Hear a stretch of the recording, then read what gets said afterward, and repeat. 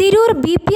നേർച്ചയ്ക്കിടെ ആനയിടഞ്ഞ സംഭവത്തിൽ കൃത്യമായ റിപ്പോർട്ട് സമർപ്പിക്കാത്തതിൽ മലപ്പുറം ജില്ലാ കളക്ടർക്ക് നേരെ ഹൈക്കോടതിയുടെ വിമർശനം. വിഷയത്തെ കളക്ടർ ഗൗരവമായി എടുത്തില്ലെന്നും ആരോ പറയുന്നത് കേട്ട് റിപ്പോർട്ട് തയ്യാറാക്കിയതാണോ എന്നും കോടതി വാക്കാൽ ചോദിച്ചു. വിഷയത്തിൽ നിരുത്തരവാദപരമായ സമീപനമാണിതെന്നും ഡിവിഷൻ ബെഞ്ച് പറഞ്ഞു. അടുത്ത ചൊവ്വാഴ്ച റിപ്പോർട്ട് സമർപ്പിക്കണമെന്നും കോടതി ആവശ്യപ്പെട്ടു. കളക്ടർ നൽകിയ റിപ്പോർട്ടിൽ തീയതിയിലടക്കം തെറ്റുള്ളതിനാൽ തിരുത്തൽ ആവശ്യപ്പെട്ട് മടക്കിയെന്ന് അറിയിച്ചപ്പോഴായിരുന്നു കോടതിയുടെ പ്രതികരണം.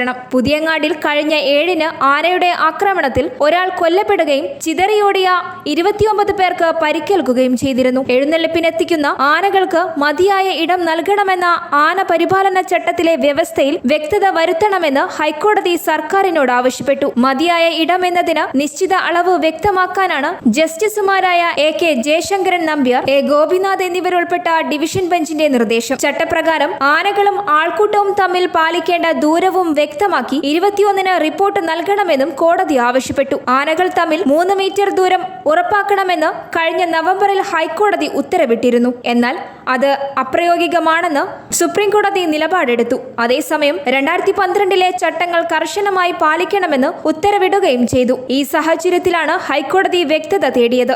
രജിസ്റ്റർ ചെയ്ത ഉത്സവങ്ങൾക്ക് മാത്രം എഴുന്നള്ളിപ്പിന് അനുമതി നൽകിയാൽ മതിയെന്ന് സുപ്രീം കോടതി വ്യക്തമാക്കിയിരുന്നു. ഈ നിർദ്ദേശം പാലിക്കണമെന്നും ഹൈക്കോടതി പറഞ്ഞു. സ്വകാര്യ വ്യക്തികളുടെയും സ്ഥാപനങ്ങളുടെയും കൈവശമുള്ള ആനകളുടെ സെൻസസ് 1 മാസത്തിനകം പൂർത്തിയാക്കാൻ ഹൈക്കോടതി ചീഫ് വൈൽഡ് ലൈഫ് വാർഡനോട് നിർദ്ദേശിച്ചു. യഥാർത്ഥ ഉടമകളെ കണ്ടെത്താനാണിത്.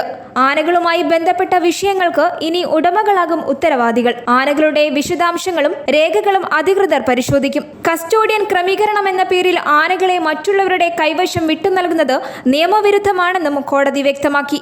ന്യൂസ് 99 തിരൂർ. ഓരോ മുഹൂർത്തങ്ങൾക്കും അതിൻ്റെതായ സന്തോഷങ്ങളുണ്ട്. അതിൽ ചിലത് ഒരിക്കലും മറക്കാൻ പറ്റാത്തതും. Azad gold and diamonds, Thazhepalam, Tirur.